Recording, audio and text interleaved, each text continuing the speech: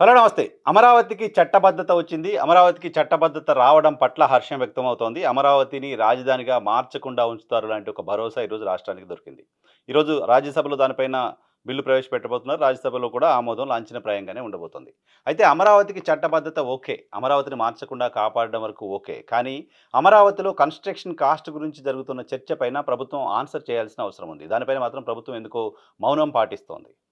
అమరావతిలో ఒక ఎస్ఎఫ్టీకి 8,000 నుంచి 14,000 వరకు ఖర్చు పెడుతున్నారు. 14,000 కంటే ఎక్కువ కూడా ఖర్చు పెడుతున్నారు. అమరావతి ప్రాంతంలో రోడ్ల కోసం కిలోమీటర్‌కి కోట్ల రూపాయలు ఖర్చు పెడుతున్నారు.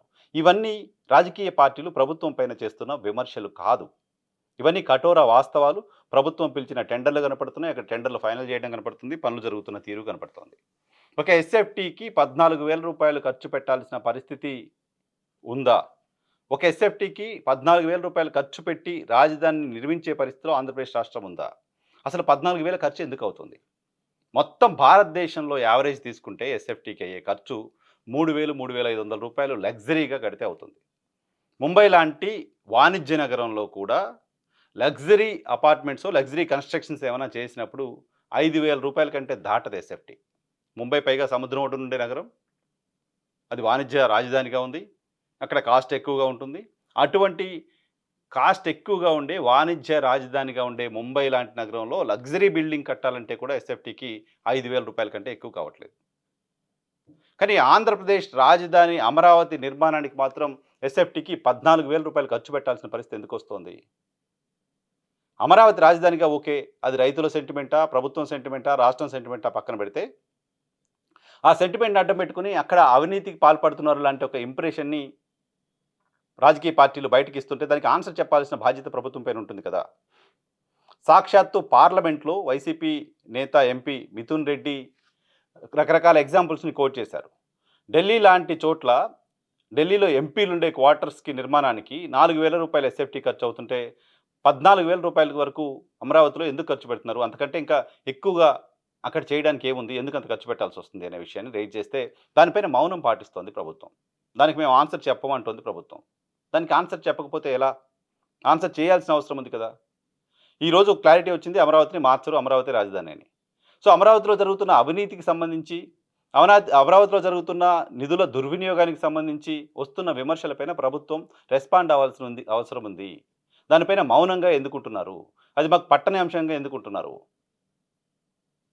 అమరావతి అనేది రాష్ట్ర ప్రజలందరికీ సంబంధించిన ఆస్తిగా ఉండాలి. అది రేపొద్దున బ్రైట్‌గా డెవలప్ అవ్వాలి. అమరావతి గ్రోత్ ఇంజిన్‌గా ఉండాలి. అమరావతిలో వస్తున్న ఆదాయం ద్వారా ఆంధ్రప్రదేశ్ రాష్ట్రం అభివృద్ధి చెందే పరిస్థితి ఉండాలి. No doubt. కానీ అమరావతిలో ఇప్పుడు కన్‌స్ట్రక్షన్ పేరుతో కాంట్రాక్టులు చేస్తున్న వాళ్ళకి లబ్ధి చేకూర్చేలా మాత్రమే ప్రభుత్వం బిహేవ్ చేస్తోంది. ఇలాంటి ఇంప్రెషన్ ఎళ్తే, అటువంటి వాతావరణం కనపడుతుంటే అది ప్రభుత్వానికి మంచిది కాదు. ఆంధ్రప్రదేశ్ భవిష్యత్తుకి కూడా మంచిది కాదు. ఇన్ని విమర్శలు ఇన్ని రోజులుగా జరుగుతున్నాయి. ఇన్ని విమర్శలు ఇన్ని రోజులుగా రాజకీయ పార్టీలు చేస్తున్నాయి. ఏ ఒక్కరోజు ప్రభుత్వం నుంచి అధికారికంగా ఒక స్టేట్‌మెంట్ రాలేదు. అంతకంటే ఎక్కువ కాస్ట్ ఎందుకొస్తుంది? ఎందుకవుతుంది? అనే దానికి ఆన్సర్ చెప్పే ప్రయత్నమే చేయట్లేదు.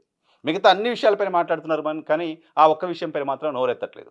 ఆ ఒక్క విషయం పైన మాత్రం మాకు సంబంధం లేని అంశంగా ప్రభుత్వం చూస్తోంది. ఆ ఒక్క విషయానికి మాత్రం మేము స్పందించమని చెప్పదలుచుకుంది. ఆ ఒక్క విషయానికి ఆన్సర్ చెప్పాల్సిన పరిస్థితి వస్తే అమరావతి ద్రోహులు అంటూ ముద్రేసే ప్రయత్నం చేస్తోంది.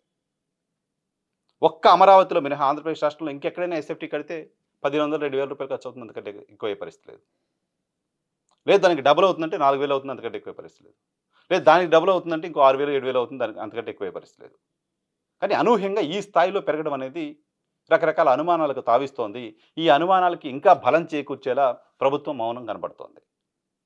ప్రభుత్వం ముందుకొచ్చి బయటకొచ్చి ఎందుకు 8,000 నుంచి 14,000 అవుతోంది? ఎందుకు 10,000 అవుతుంది? ఎందుకు 14,000 అవుతుంది? కొన్ని చోట్ల 15,000 కూడా అవుతుంది అలాంటి విమర్శలున్నాయి. ఎందుకు అవుతుందో ఆన్సర్ చెప్పాల్సిన బాధ్యత ప్రభుత్వం పైన ఉంది కదా! ఇది ప్రభుత్వానికో, వైఎస్ఆర్ కాంగ్రెస్ పార్టీకో సంబంధించిన వ్యక్తిగత అంశం కాదు కదా! రాష్ట్ర ప్రజలందరికీ సంబంధించిన హక్కు కదా! ప్రతి రూపాయి మీరు చేస్తున్న ఖర్చు, ప్రతి రూపాయి మీరు తెస్తున్న అప్పు, దానిపైన వడ్డీ ఆంధ్రప్రదేశ్ రాష్ట్ర ప్రజలందరూ కట్టాలి కదా! అలాంటప్పుడు పారదర్శకంగా ఎందుకు ఇంత ఖర్చవుతోంది? ఇంత ఖర్చు ఎందుకు పెట్టాల్సిన అవసరం వస్తోంది? అనేది చెప్పాల్సిన అవసరం ఉంది కదా! భారతదేశంలో ఇప్పటివరకు ఎక్కువగా కన్‌స్ట్రక్షన్ సంబంధించి పెట్టిన కాస్టు పార్లమెంటు కొత్త భవనం. ఢిల్లీలో కట్టిన పార్లమెంటు కొత్త భవనానికి సంబంధించి ఎస్ఎఫ్టీ రూ. 10,000 వరకు ఆల్‌మోస్ట్ ఖర్చయినట్టుగా చెప్తున్నారు. పార్లమెంటు భవనాన్ని ఒకసారి చూసిన తర్వాత, పార్లమెంటు భవనం కంటే ఇంకా ఎక్కువగా, ఇంకా లగ్జరియస్‌గా ఏం కడతారో అర్థం కావట్లేదు.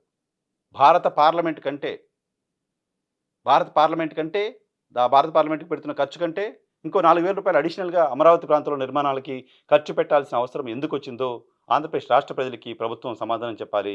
సమాధానం చెప్పకుండా మౌనంగానే ఉంటే, ఇప్పటివరకు ప్రతిపక్షాలు, రకరకాల వ్యక్తులు అక్కడ అవినీతి జరుగుతుంది అని ఆరోపణలకి ప్రభుత్వం ఒక ఎండార్స్‌మెంట్ ఇచ్చినట్టు అవుతుంది.